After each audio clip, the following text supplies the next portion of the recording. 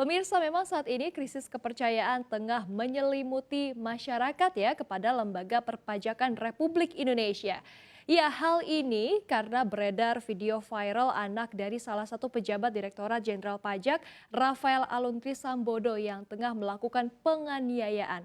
Dari situ terkuaklah tabiat asli tersangka yang kerap kali pamer harta kekayaan ayahnya yang tak wajar. Rafael Alun dicopot dari tugas dan jabatannya serta harus menjalani pemeriksaan KPK. Satu persatu harta tak wajar di pejabat-pejabat Kemenkeu dipreteli hingga adanya pembubaran klub Moge Ditjen Pajak. Namun ternyata pelaporan SPT Pajak meningkat di tengah erosi kepercayaan masyarakat.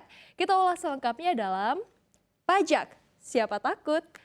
Ya, kita lihat untuk slide yang pertama. Pajak sebetulnya digunakan untuk membiayai anggaran yang berkaitan dengan pembangunan dan juga kepentingan negara. Pertama kita bahas terlebih dahulu nih bahwa ternyata dari tahun ke tahun masyarakat semakin melek dan sadar akan pentingnya bayar pajak. Ini terlihat dari penerimaan pajak yang meningkat pada tahun lalu yakni tembus 1,6 kuadriliun rupiah.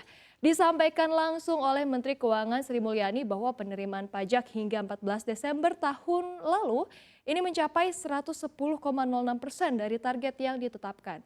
Penerimaan pajak pada APBN 2022 mencapai 1.634,36 triliun rupiah. Jumlahnya tumbuh 41,9% secara tahunan. Nah, ini kita lihat ya, kalau dari tahun 2019 kita mendapatkan 1,2 kuadriliun, 1,1 di tahun berikutnya. Di 2021 ada 1,2 dan ini meningkat cukup signifikan dari 1,2 ke 1,6 kuadriliun.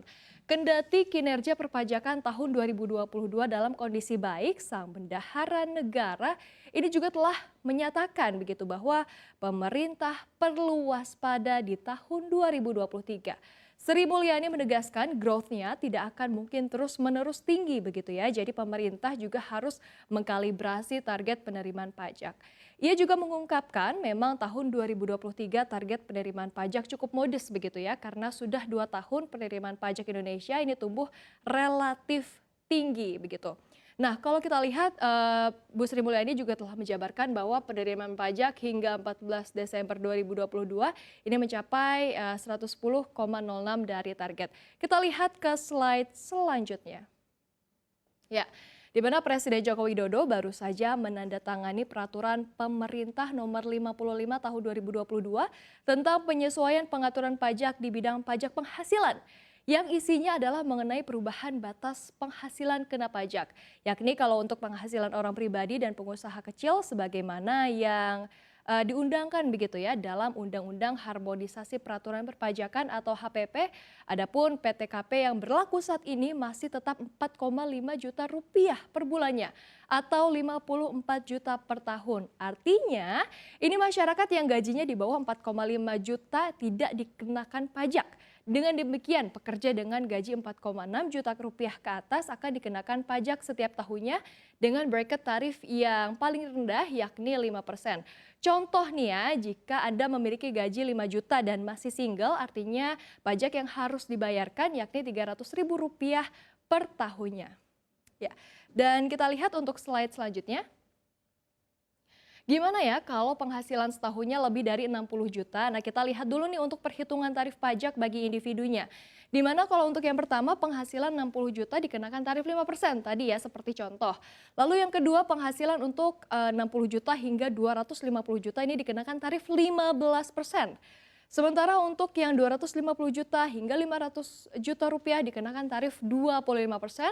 Dan 500 juta hingga 5 miliar dikenakan tarif 30% dan 5 miliar ke atas ini dikenakan tarif 35%. Sebagai contoh ya pemirsa, gaji yang diterima misalnya adalah 11 juta per bulannya.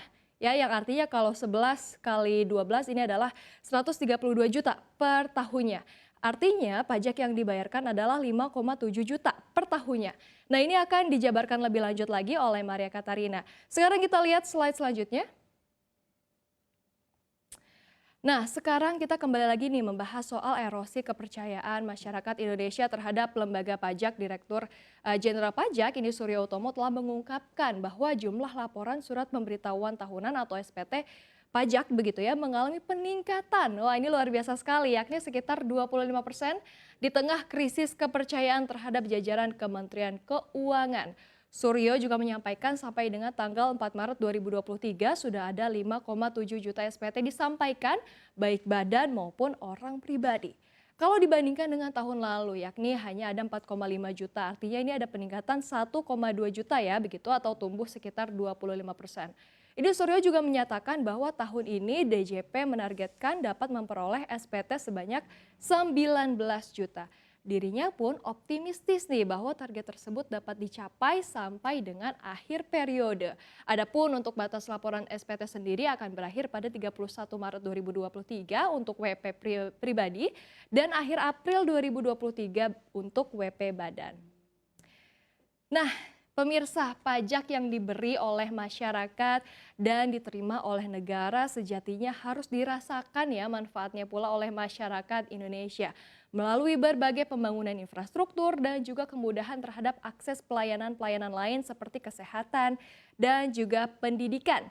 Kita harapkan kasus ini menjadi momentum nih bagi lembaga keuangan dan juga perpajakan untuk bebenah dan lebih amanah sehingga masyarakat tidak lagi ragu membayarkan pajaknya dan tidak khawatir kalau pajak yang semestinya dirasakan bersama malah digunakan untuk kemewahan para pejabatnya.